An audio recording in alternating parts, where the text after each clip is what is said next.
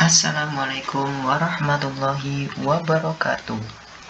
Kembali lagi dengan saya Muhsinun, mahasiswa IAIN Metro, Fakultas Usuluddin Adab dan Dakwah, Prodi Komunikasi Penyiaran Islam. Di video kali ini saya akan mempresentasikan materi tentang software atau perangkat lunak komputer. Dalam materi kali ini, saya akan membahas pengertian software, yang kedua, fungsi software, yang ketiga, pembagian software, jenis software, yang terakhir, contoh software. Langsung saja kita ke pengertian software.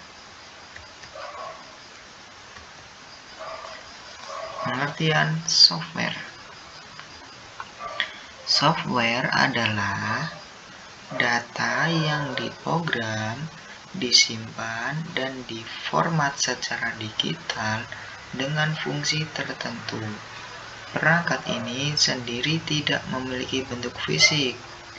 Anda bisa mengoperasikannya lewat perangkat komputer.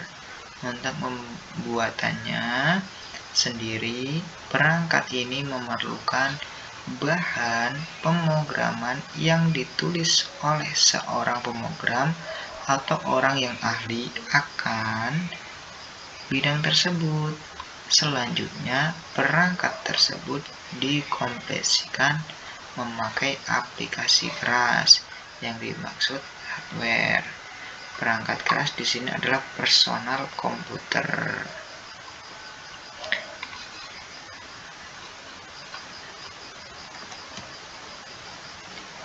Yang kedua, fungsi software. Yang fungsi software yaitu berfungsi sebagai dasar kebutuhan komputer agar dapat dioperasikan dengan baik. Yang kedua, software memiliki fungsi dalam mengatur hardware atau perangkat keras yang ada pada komputer. Dengan begitu, komputer yang digunakan dapat bekerja dengan baik sesuai pekerja apa yang dibutuhkan.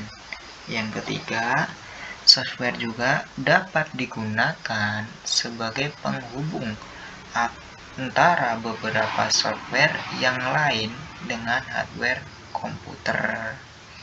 Yang keempat, software juga dapat berfungsi sebagai penerjemah perintah pada software lain yang ada dalam bahasa mesin.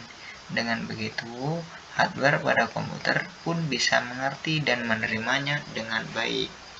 Jadi, software dan hardware itu adalah komponen komputer yang saling berhubungan. Yang kelima, selain itu, perangkat lunak komputer ini juga dapat Anda gunakan dalam mengidentifikasi sebuah program di dalam komputer. Yang selanjutnya, pembagian software berdasarkan jenisnya. Yang pertama, sistem operasi, operating system. Perangkat lunak jenis ini digunakan untuk mengatur setiap perangkat keras yang sudah terhubung dengan CPU komputer. Yang kedua, bahasa pemrograman, programming language. Jenis perangkat lunak yang satu ini adalah bahasa yang digunakan dalam pembuatan sebuah program. Yang ketiga, program aplikasi. Program aplikasi ini merupakan sebuah perangkat lunak yang umumnya sudah banyak digunakan dalam menyelesaikan tugas tertentu. Yang selanjutnya, jenis software atau perangkat lunak berdasarkan distribusinya. Yang pertama yaitu firmware, merupakan jenis penyimpanan perangkat lunak yang hanya bisa dibaca. Yang kedua, freeware merupakan salah satu jenis software yang tidak memiliki batas waktu tertentu. Yang ketiga, hardware. Jenis perangkat lunak ini dapat diperoleh serta digunakan tanpa biaya. Yang keempat, open source, yakni sejenis perangkat lunak yang dapat dibuka kode sumbernya. Yang kelima, malware merupakan salah satu jenis dari software yang dianggap berbahaya dan bisa merusak apabila disalahgunakan penggunanya. Yang keenam, shareware.